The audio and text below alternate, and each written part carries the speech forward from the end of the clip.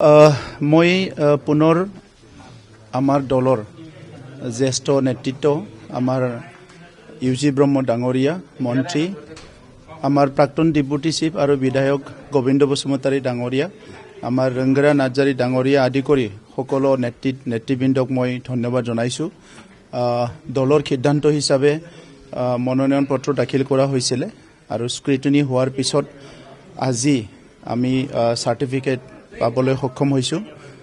অহা 6টা বছৰৰ কাৰণে উচ্চ সদনত গৈ পেলাই আমাৰ অঞ্চলৰ বিভিন্ন সমস্যা আমাৰ জনগোষ্ঠীৰ বিভিন্ন সমস্যাবিলাক তাত যিমান সম্ভৱ হয় এটা প্ৰচেষ্টা হাতত লোৱা হ'ব কি এই সমস্যাবিলাক কেনেকৈ নেশ্যনেল পলিচিত ইনফ্লুৱেঞ্চ কৰি পেলাই সমাধান কৰিব পৰা যায়।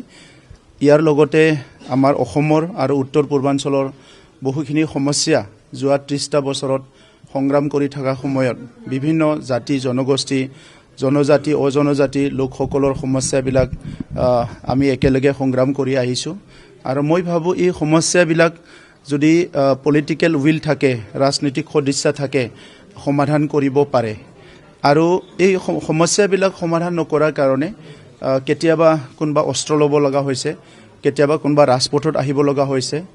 আজিৰ সময়ত এই সমস্যাবিলাক যথেষ্ট খাম কাটিছে এটা লাহে লাহেকৈ এটা সলিউশ্যনৰ পৰা আহিছে।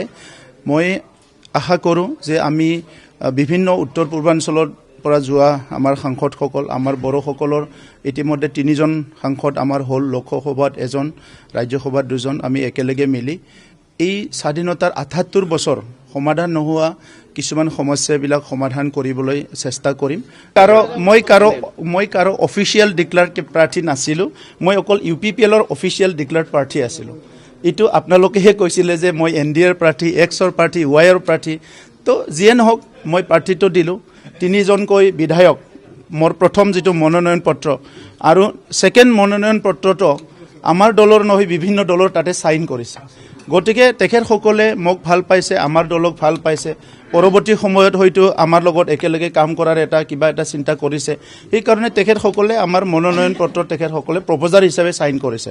মই তেখেতসকল আজি চাৰ্টিফিকেট ল'লোঁ যি বিধায়কসকলে সন্মানীয় বিধায়কসকলে প্ৰপ'জাৰ হিচাপে চাইন কৰিছে তেখেতসকলক মই ধন্যবাদ জনাইছোঁ আৰু অনাগত দিনত যেতিয়া ৰাজ্যসভাৰ পুঁজিবিলাক আহিব নিশ্চয় মই তেখেতসকলৰ অঞ্চলবিলাকতো এই জনগোষ্ঠীবিলাকতো কাম কৰাৰ কাৰণে চেষ্টা কৰিম। যোৱা নমিনেশ্যনৰ দিনাও মই কৈ গৈছোঁ আৰু বড়োলেণ্ড অঞ্চলত যেতিয়া মেল মিটিং কৰি আছোঁ বিভিন্ন টিভি চেনেলবিলাকত কৈ আছোঁ যে 15খনৰ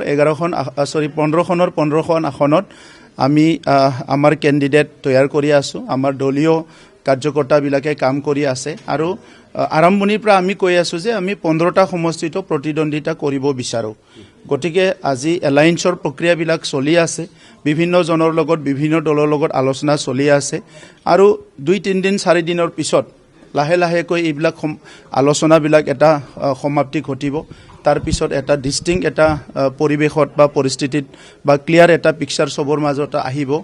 অহাকালি 2 বজাৰ পিছত আমাৰ PMB মিটিং ৰাখিছোঁ। আমাৰ দলৰ কেণ্ডিডেট আমাৰ ফাইনেল হ'বলৈ গৈ আছে প্ৰায় 80% ফাইনেল হ'ল আৰু লগতে আমাৰ সিদ্ধান্তটো যে আমি কোন দিশে আগবাঢ়িম এই সিদ্ধান্তটো এটা ফাইনেল সিদ্ধান্ত ল'বৰ কাৰণে অহাকালি 2 বজাত আমি মিটিং দিছোঁ। ইয়াৰ পিছত প্ৰেছ মিট কৰি আমি সকলোকে জনাই দিম।